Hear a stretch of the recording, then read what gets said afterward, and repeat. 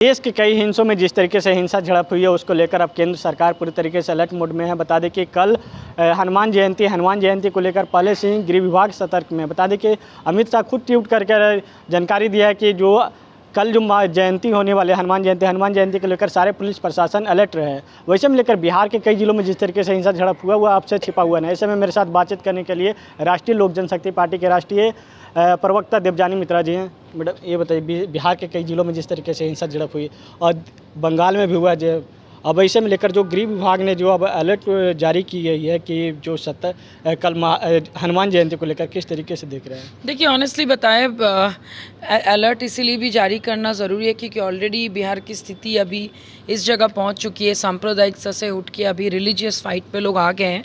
तो ज़रूरी है प्रशासन को ध्यान देना चाहिए, जबकि हम लोग सब जानते हैं कि बिहार की लॉ एंड ऑर्डर कितने हद तक सक्षम हो पाएंगे मुझे भी नहीं आइडिया है, बट यस अलर्ट होना चाहिए, लोगों को ध्यान रखना चाहिए। अब भाई हनुमान जयंती है तो लोग तो मनाएंगे ही, आप उनको रोक नहीं सकते हो।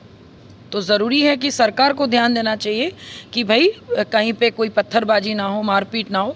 और मुझे समझ नहीं आता ये सब हो क्यों रहा है, ये सब तो होना ही नहीं चाहिए। दो जिलों में जिस तरीके से हिंसा झड़प हुआ उसको लेकर आज सीएम का बयान आता है कि बीजेपी का सब किया हुआ कर्म है। अच्छा एक बात बताइए, जस्ट बिकॉज बीजेपी वोकल है, मैं अगर वोकल हूँ मेरे कल्चर को लेके, मैं अगर वोकल हूँ मेरे संस्कृति को लेके, मैं अगर वोकल हूँ कि मैं हिंदू को लेके, तो मतलब मैं कर रही हूँ।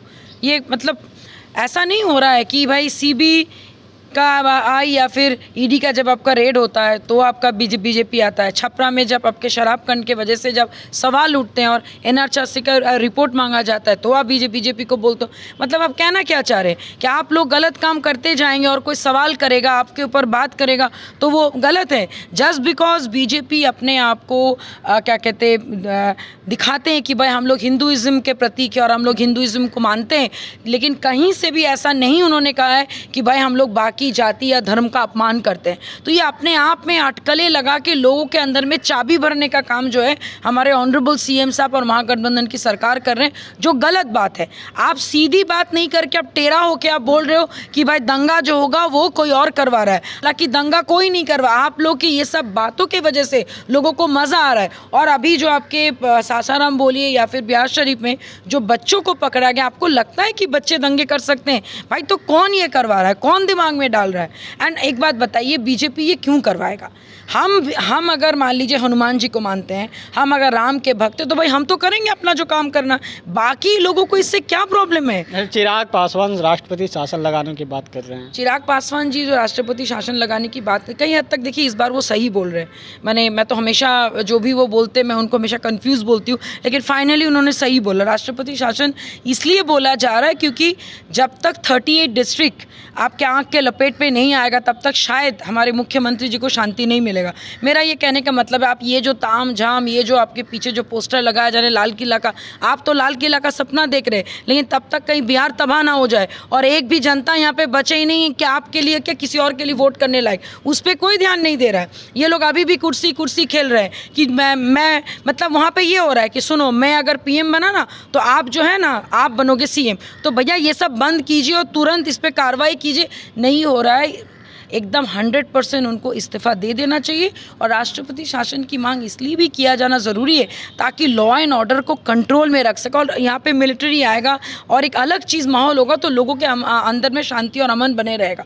और I think he is right. अच्छा ये बताइए, बिहार में जातीय जनगणना हो रही है, अब जातीय जनगणना को लेकर कोडवर्ड जारी कर दिया गया है, कोडवर्ड को किस तरीके से देखती है? देखिए ऑनेस्टली बताएं, जहाँ पे एक तरफ अपराधी बाहर में घूम रहे हैं, जहाँ पे एक तरफ रिलीजियस फाइट हो रहा है, उसी बीच में अचानक से ये आपका कोड, और हम सब देख रहे थे आजकल सोशल मीडिया पे कोई 171 लिख रहा है, कोई 169 लिख रहा है, तो फिर मैं क्या लिखूँ?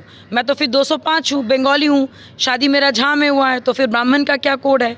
मेरा जो बंगाली में जो अगर मैं अपना कास्ट बोलूँ तो मैं कुलीन कास्ट हूँ, तब तो मेरा 3 कोड आ गया। लेकिन मैं काम कहाँ पे करूँ? मैं बिहार में करूँ। तो ये जातीय जनगणना जिस आधार पे किया गया था कि जहाँ पे जिस जाति को जो सेंट्रल से जो फंड आती है उसको ढंग से निवेश करने के लिए उसलिए जातीय जनगणना की गई थी।